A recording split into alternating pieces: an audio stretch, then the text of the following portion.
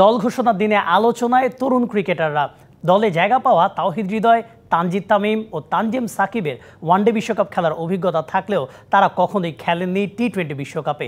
আর দেশের জার্সিতে কোনো বৈশ্বিক টুর্নামেন্ট খেলার অভিজ্ঞতা নেই জাকির আলী, রিশাদ হাসান ও তানভীর ইসলামের। টি-20 বিশ্বকাপে প্রথমবারের মতো টাইগারদের নেতৃত্বে থাকছেন নাজমুল হোসেন শান্ত, তার ডেপুটি হিসেবে থাকবেন তাসকিন। এই দুই ক্রিকেটারের জন্য যেমন বিশ্ব আসরে অভিজ্ঞতাটা নতুন, তেমনি প্রথমবারের মতো টি-20 বিশ্বকাপ খেলতে যাচ্ছেন আরও 6 টাইগার ক্রিকেটার।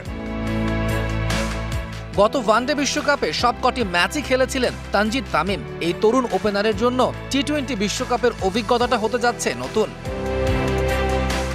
প্রায় একই সময়ে নজরে আসেন পেসার তানজিম সাকিব। প্রথম আন্তর্জাতিক টুর্নামেন্ট এশিয়া কাপেই ভারতের বিপক্ষে জয় রাখেন বড় অবদান। ওয়ানডে বিশ্বকাপে শ্রীলঙ্কার বিপক্ষে জয়ের ম্যাচে নিয়েছিলেন 3 উইকেট। এবারই প্রথম টি-20 বিশ্বকাপে টাইগার জার্সিতে মাঠে নামবেন এই তরুণ পেসার।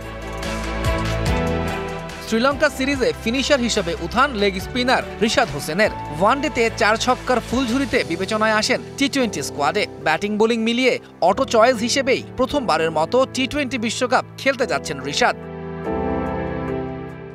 নগদে 500 টাকা বা তার বেশি পেমেন্টে পেতে পারেন ঢাকায় জমিসহ 20 কোটি টাকার পুরস্কার।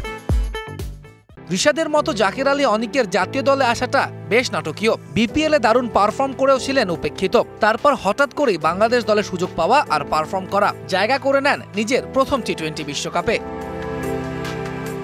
বিপিএলে প্রায় 3টা সিজনেই পারফর্ম করেছেন তানভীর ইসলাম। সেই হিসাবে টি-20 বিশ্বকাপে ডাক পেয়েছেন একটু দেরিতেই। স্বীকৃত টি-20তে 61 ইনিংসে বল করে 74 উইকেট তানভীরের। অভিজ্ঞতায় বাকি 5 জনের চেয়ে এগিয়ে থাকা তাওহিদ হৃদয়ও প্রথমবারের মতো খেলতে যাচ্ছেন টি-20 বিশ্বকাপ। 2022 সালে অভিষেকের পর থেকেই আস্থার প্রতিদান দিয়ে যাচ্ছেন এই মিডল অর্ডার। তৌহিদুল ইসলাম, ডিবিসি নিউজ ডেস্ক।